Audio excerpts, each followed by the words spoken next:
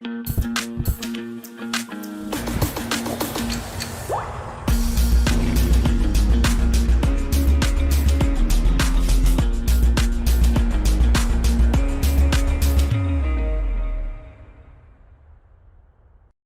welcome everybody to another episode of Chocolate Travels. I'm here with Karl from Hogarth in New Zealand, and we're going to learn a little bit about how Karl got started, learn about Hogarth Chocolate. And first question I have for you, Karl, is so your wrappers depict a sailboat floating over some colorful waves. What's the connection between that and Hogarth Chocolate? It comes down to my story, really. We were looking for a way to tell our story on the packaging. I was a fisherman for around 20 years, and I did a bit of oil work in the oil industry. So when we were trying to bring that into our design, we wanted some way to illustrate that on the bar, and that's what happened. It was our designer. It was one of her own pictures that she just by chance put on the bar one day, and we thought it was really pretty. Yeah, it's very striking. This is like third generation of our packaging. The first packaging, I don't know if you've seen it. Do you know what I'm talking about? The first stuff. I remember something being a bit more simple back then. Yeah, it was a few years ago. Yeah, we used like a fine Italian paper that we embossed with. That's the one. Yeah. And you'd only know it was there if the light caught it a certain way, and you could feel it. And it was very fancy and very expensive. But as we grew, it sort of became non-sustainable. So yeah, that's the story behind the boat and the waves. It's about my story as a seafarer, and the fact that we live in a little South Pacific island, and all the cocoa has to be brought in by ship.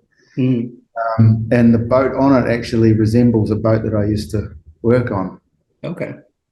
And how did you move from fishing to chocolate? What sparked your interest in craft chocolate, and what made you decide to actually start a business making chocolate? I got inspired about craft chocolate after reading about Mars Brothers in a magazine. And I never really thought that much about chocolate before. I ate a lot of chocolate, but I didn't really think about how it was made. And seeing that article, I think it was in a Vanity Fair or something like that, and seeing these guys, they were pretty cool. And learning that they were making their own chocolate, it sort of blew my mind that you could actually make chocolate yourself. So I just started researching about it, and then found the online community of Chocolate Alchemy and a few others, and bought my machines and just started making chocolate at home. And as soon as I started making it, I knew it was something special. You could tell straight away, like using good quality cocoa, you get all the flavor notes, and I was giving it to people and it was blowing their minds. Yeah, it's amazing how people, they know you can make your own bread, you can even make your own beer, you can make your own wine, but nobody ever really thinks, hey, I can actually make my own chocolate. Yeah, and that it actually comes out better than what you can buy it in the store, which is not the case for bread and beer. Well, my question is too, because you said you love chocolate, so what were you eating before you were making chocolate, and what did you think when you started making it? Well, I was just buying the standard fare here that I thought was world class. I thought our chocolate here in New Zealand was fantastic, and I was giving it to people if I ever went anywhere. But when I started making my own chocolate, I realized that there was a huge thing missing in what I was tasting. And then, of course, I started buying bars from around the world and sampling different chocolates and different origins from all around the place, and just getting more and more excited about it, really. So was that an important part in learning how to make chocolate well? Was tasting other craft chocolate, learning what they're doing? Tasting? Yeah, definitely. And learning the different flavors of different origins. It's quite difficult to get cocoa to New Zealand. And I wanted to test when I was, say, for instance, starting with a Peru, I want to try another maker's or a couple of makers' bars and then test that against what I'm making and see, how am I stacking up? And is it in my making, or is it in the cocoa, the difference? And what were some of the early challenges you had? Because it sounds like you're just from scratch. You didn't know anything about chocolate, working with chocolate. So Yeah. what surprised you about working with chocolate? What challenges did you really have to work through? The biggest challenges was around equipment, and I think it's the same for everybody that starts. Like you have to start problem solving all your winnowing and roasting and if I'm still in a hobby stage here, so I don't have my own roaster. I'm roasting it in my oven at home. Winnowing was always a challenge, but that's one thing that really drew me to it. It was the ability to be able to make your own equipment, be able to problem solve it, and come up with your own solutions to making chocolate was something that it really kept me going, kept me thinking about it. Okay. I assume maybe that's sort of the same set of skills you might need as a fisherman, right? Because you got to be on the watch and react to everything that's happening. Yes. I worked around engineers a lot. So, it's like always breaking on a fishing boat. So you're always hands-on fixing things. I got to know, a lot about machinery and other things, which helped me. And I guess that's why I was sort of drawn to it, because I'm quite interested in those sorts of things. I'm still doing it today. So right. Do you miss fishing and that part of your life? Do you still think making chocolate was the better decision? Oh, definitely. So that was one of the reasons for the decision to start the business. Was we started a family. I had a little girl, and I was going away for more than 6 months of the year to all around the world. This is because I'm in the oil industry, you see, and my first year in the oil industry was in Equatorial Guinea, which coincidentally is where cocoa first started growing in Africa, on the island of Bioko. And I had the opportunity to visit Ghana as well, and we were parked on the cocoa wharf in Ghana, and you could smell the cocoa coming across. But so I've started a family, and we were looking for a way to keep me home, and I was already making the chocolate, and I thought this is a great opportunity. Everybody in New Zealand is going to be so blown away and so on board with this. Let's just make chocolate. And did that happen? Were they blown away? No, it didn't. People weren't as enthusiastic as I was. Yeah, that's usually the case for craft chocolate. Yeah. What were some of the feedback from I don't know, friends and then customers and whatnot at the beginning? Were people really? Was there a wow moment for a lot of them, or some of them just like, oh, it's just chocolate? What was the feedback you were getting? No, I think like the majority of people, a vast majority of people knew it was something special. And especially because right at the start, we were only dealing in single origin. So we had, I think we started with about 4 or 5 origins, and then we went up to, at one point we had 9 when we started commercial. But the landscape of the chocolate market here in New Zealand, it's, what people's used to. It's quite difficult to convince people that a single origin chocolate is going to taste better than, your peppermint bar or something like that, and it's a lot more interesting. Certainly when we did tastings and visited businesses and did sort of talks and things like that, people certainly understood. But if you're trying to sell it in a store and you're not there to tell the story, it's quite difficult. Chocolate history with Cadbury coming here very early on, and then in the last 20 years or so, we've got another player called Whittakers, which has been New Zealand's most trusted brand for like 7 years in a row. And people are just so I don't know, connected to those brands. It's like part of their identity, that it's very difficult to get them to try something else, and to get them to, even if they like it, to say that they like it more than their right. I remember when I was in New Zealand years ago, Whittakers had this new shop in Wellington or something like that, and it was a big deal. Yeah. It was a very big deal for them. Yeah. What year was that? 2016. something like Okay. that. I don't know. Yeah. I don't remember. So when I was a kid, Whittakers made a little block called a peanut slab, and they made toffee bars and little treats. They weren't a big block manufacturer. Cadbury ruled the roost. They'd been here for 100 years, and they had a massive big factory down in Dunedin. They were producing chocolate for New Zealand and Australia. It was quite a big operation. But they made some mistakes, and Whittakers were able to really get some traction. It was just like magic timing for them, because they had built their big factory. They were going to go big and enter the market, and right at that same time, Cadbury says, "Oh, we're using palm oil," and they got shut down. Whittakers suddenly took over. It was pretty much overnight. Wow. And they've managed to be able to stay ahead. And our Cadbury's actually have folded and closed down in Dunedin, and they've moved the operation to Malaysia and Australia, and the quality's just gone down and down and down. And Whittakers has been able to sort of keep people interested.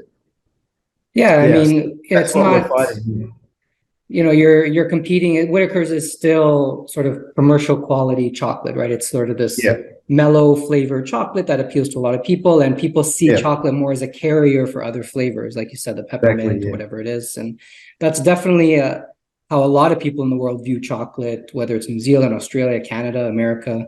It's more chocolate is cocoa, and then it's kind of boring, so we got to add other flavors too. So it's really hard to get consumers to think beyond that. Definitely. Yeah. And so now you seem to have a wider range of flavored bars. Yeah, we had to adapt. First bar we did was rose and vanilla tea. Oh, okay. I never had that one. Yeah. That was our first venture into a flavored bar. And I did that bar as a favor for a chef, a famous chef here called Simon Gold. And lots of people liked it, so we put it in our range. And then after that, we did Janduja. And I remember when I was there, you were starting to do the milk Janduja. Right. You were at the chocolate festival. Man, it was good. It was really good. Yeah. Still got that. That's still probably our best seller. Yeah, that's amazing. But they're quite difficult to make, those little tubes, so we don't sell them to everybody. Yeah. But if we could find a machine that could sort of fill it and pack it and do all that, it would be our number one product. Yeah.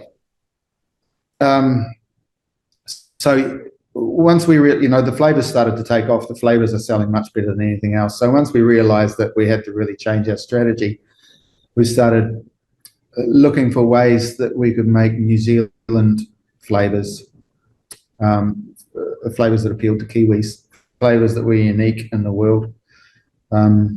Yeah, you do have some unique flavors. It's not that easy, because there's not a lot of things that are in food unique to New Zealand. Well, I like the Kumara one, because that ties in with the sort of the more indigenous people there and their use of sweet potato and all that. And it works so well. I've had a lot of people. Now I live in a new town here, and it's an older generation, and they seem to love the sweet potato. And a lot of them are really going for it. That's why I bought a whole bunch of sweet potato ones recently. Right. It works really well. Like it's kind of the savory and the sweet brought together, and you do it in a way that brings the most out of both flavors. And the sarsaparilla, it's quite subtle, and you have to know what the sweet potato tastes like, or you're not going to pick it up. Right. Once you get it, you see people's faces, they eat it and they're like, oh yeah, and then like, oh yeah, I get the sweet potato. And a lot of people love it, and they love that it works. So another one, our best-selling 70-gram bar is the buttered toast. Yeah. So did you try Vogel's bread when you were here? No. Vogel's bread it's a very dense loaf of quite moist, dark brown bread. Oh, okay. That's the one you use? Grain. Yeah. Oh, okay. So it's quite common for people to have Vogel's for breakfast. Buttered Vogel's for breakfast. Is It's quite a that treat. sort of like the Scandinavian thick square toast? Is that? It's Swiss, from what I understand. It comes from Oh, a okay. Swiss recipe. Okay. Yeah. Interesting. So there's the buttered toast. What else have we got? The Manuka honey is very Kiwi. We've just started licorice caramel because licorice is big here. Licorice has always been a big thing in New Zealand. Yeah, that's a hard sell in Canada. A lot of Canadians don't like the licorice. Even Matisto, he has that licorice raspberry bar, and I love it. It's so good, but people here not crazy about the licorice. Yeah, Australia's got a big licorice culture as well. Yeah. I'm sure it pours over. So yeah, we just try and focus on New Zealand. I'm always trying to think of new ones. We've got one coming out. I wouldn't call it New Zealand flavor, but there's a lot of Southeast Asian influence in our cooking here. So we've got a bar coming out called Monsoon, which is ginger, chili, lime, and lemongrass. So it's like a red curry or a green curry. Is that going to be a dark or a milk? Yeah, it's a dark. Oh, okay. What do you feel are the biggest challenges that makers like yourself face in the chocolate industry? So what are some challenges you think are happening right now in the industry? And do you have any ideas of maybe what can help resolve them or make it easier? Yeah. Well, it's different for everybody, especially, it's different country by country. What we face as challenges here, the American makers probably don't think is a problem.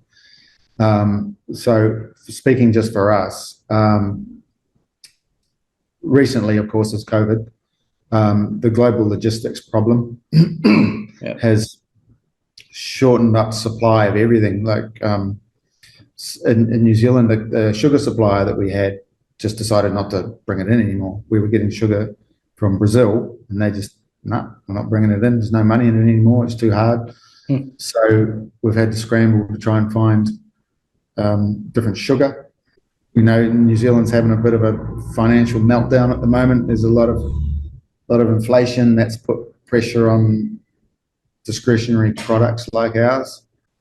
International flights are very expensive to and from New Zealand, so we're not having the tourists coming through. That also means a shortage of labour. There's labour shortage here in New Zealand. All those sorts of problems. I'd love to go and do some chocolate shows or something, but I don't think we're going to get there for at least another couple of years until the airlines start flying again and more airlines start coming to New Zealand. Right.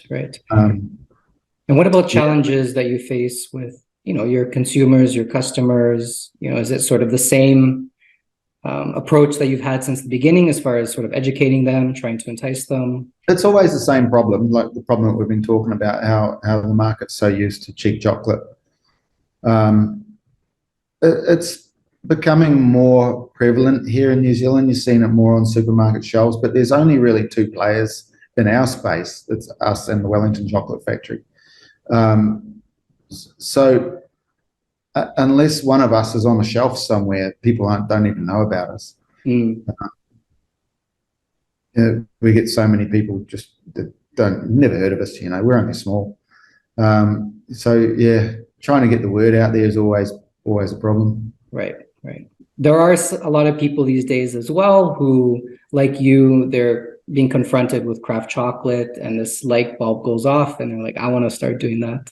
So what would be, some honest advice that you would say to them if they're thinking about taking that plunge? Yeah, it's very enticing.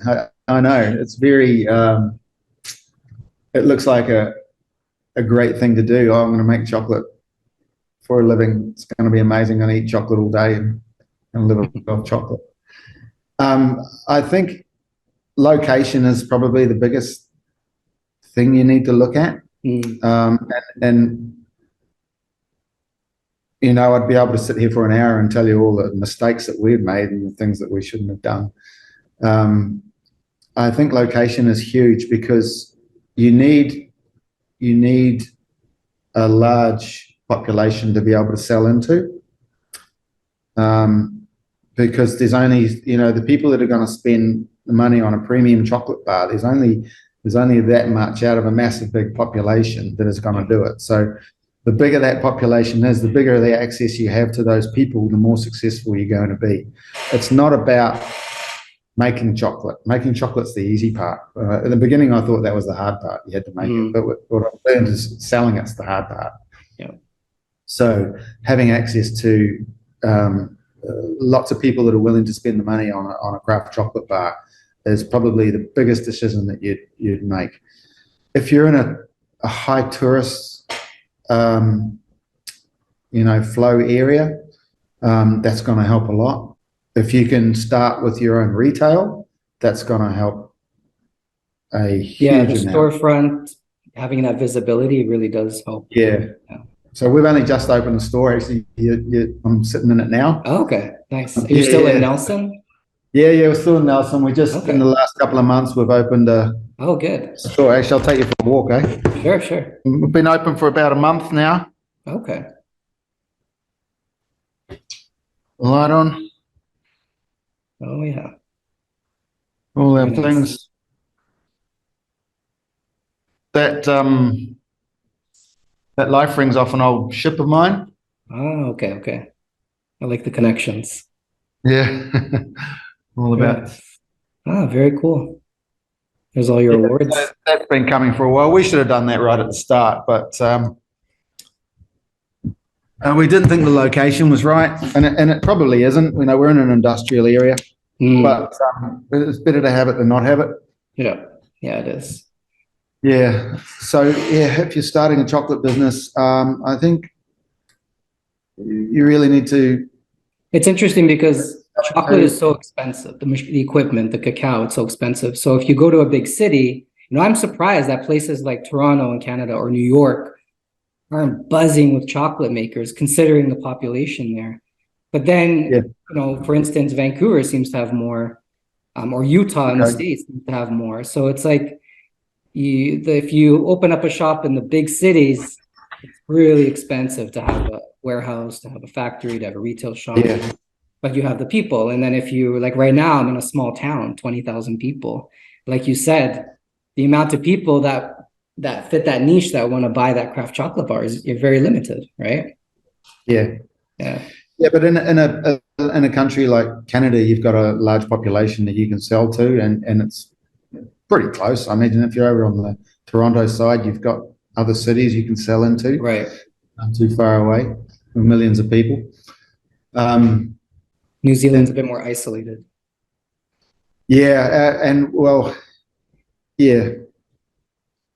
There's just I guess it's like the nature of the market here. People shop in supermarkets. They do all their shopping in supermarkets. There's the little niche stores, boutique stores really struggle, and they really struggle on a food product that doesn't have a high margin. So the margins in New Zealand are a lot less than they are, say, in the US. Without getting into the figures, it's really a volume game in New Zealand because it's dominated by supermarkets. Right. And the small players they're dropping off even more now. After COVID, there's all sorts of crazy things going on. So so you want to be in somewhere there's a lot of people moving through that are willing to spend money, but then you have to tailor your products to suit them. So if you've got a cafe, you can do cafe style hot chocolates, bonbons, s'mores, all that sort of thing. They're going to really fly. If you aren't able to sell those sort of products, then you need something with a long shelf life that you can then send to a supermarket or send to other people so they can sell them, and then you're only going to get your wholesale out of it. There needs to be that's a challenging aspect too that you mentioned, is catering to the customers, because a lot of people get into this because they have a passion, right? Kind of like an artist. It's like you have a vision of what you want to create and you want people to buy it, but it doesn't always work that way, right? And that's hard for a lot of makers. Yeah. The marketing 101 is you find the need in the market, and then you make the product for the market, but we seem to do it the other way around. Yeah. The way I started. Yeah. These are all my origins. Here you go. Enjoy them. Don't know anything about chocolate. You got to listen to me. Yeah. what are some goals, some ideas that you have for the future? So you mentioned that you just have the retail shop now. Are there any ideas that you want to share that you sort of see your company going, a direction that you see Hogarth Chocolate going? Well, we've got big dreams about things we want to do, but it comes down to the reality of financing, really. Yeah, we're still figuring that out, really. I have dreams of Hogarth Chocolate having a store in every town, being international, all those sorts of things. But whether we get there or not, I don't know. Well, I mean, your bars seem to make it. I mean, you sell them in Europe, you sell them in the States, in Canada, so you're getting out there, right? Yeah, for sure. Yeah. It'd be nice if we had a little cafe, as I mentioned, where we can do particular hot chocolates. There's so many makers around the world that are doing a really good job at that I really admire, and it's something I'd really love to do. But I have no experience in running a cafe or anything like that. Maybe have to hire someone. And then you've got staffing troubles and all logistics and all that sort of thing. So, yeah, don't know. When we first started the business, and I first started thinking about producing chocolate bars for stores, I sort of landed on the model that we would need to produce a high volume and be able to get them into as many stores as we could. That would be the model that would work in New Zealand. The international stuff's just sort of cream on the cake, really. It would be nice if we could take that New Zealand model and expand it internationally. But really, the smart thing is to just do a better job in New Zealand. Right. Yeah. Are there supermarkets there that are carrying your chocolates? And yeah. How challenging is that?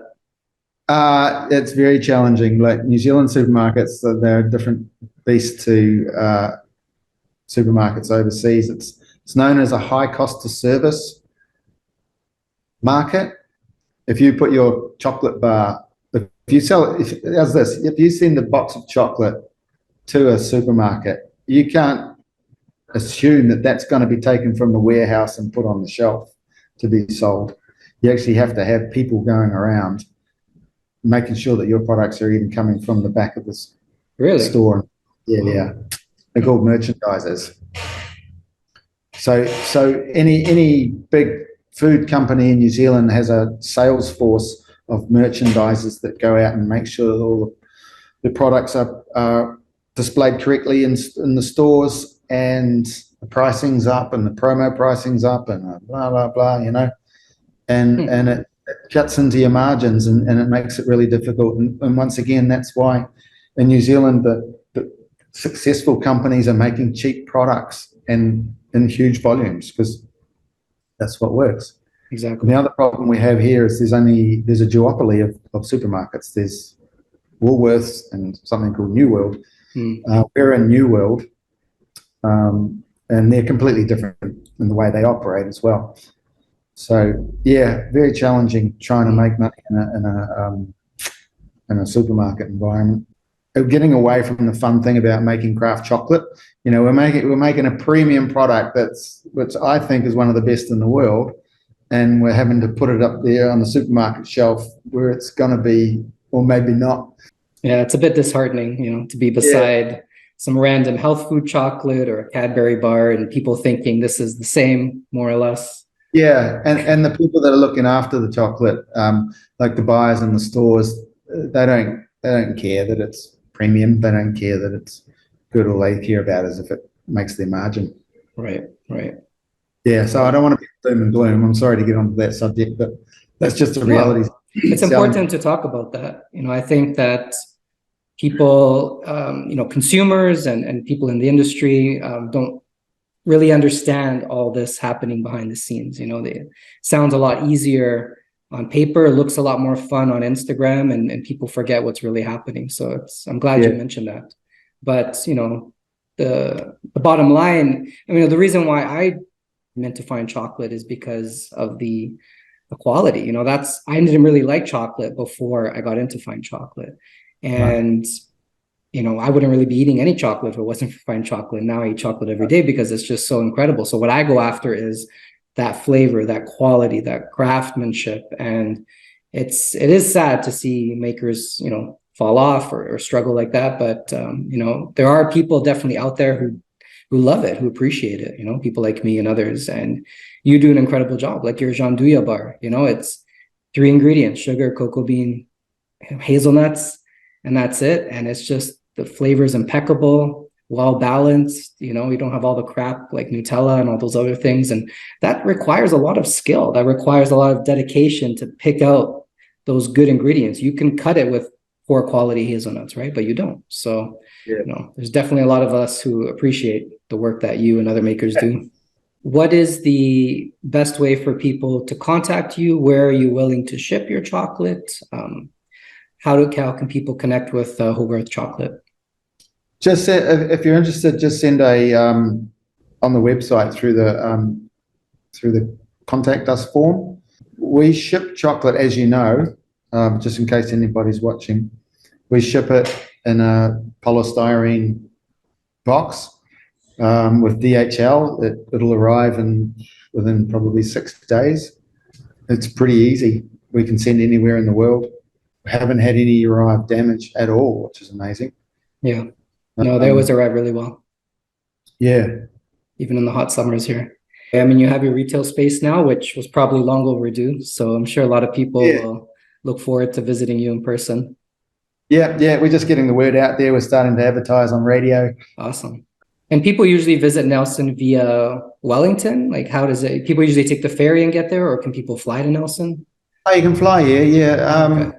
It's not really on the tourist map, although we have a great Beaches look beautiful. Yeah, we have a great national park here, which a lot of people will make the detour, but it's not on the State Highway 1, which would take you from Christchurch to Picton, and then you get on the ferry and go out into the North Island. You have to jump a hill to get over to here.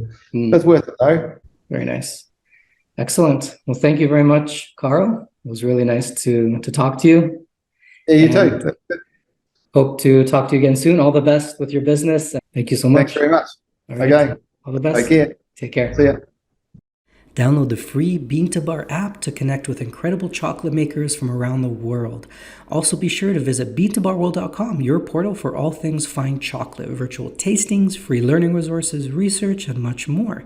Subscribe to the newsletter to stay in touch and donate to the free app and free resources here. Contact me for any chocolate related questions you may have.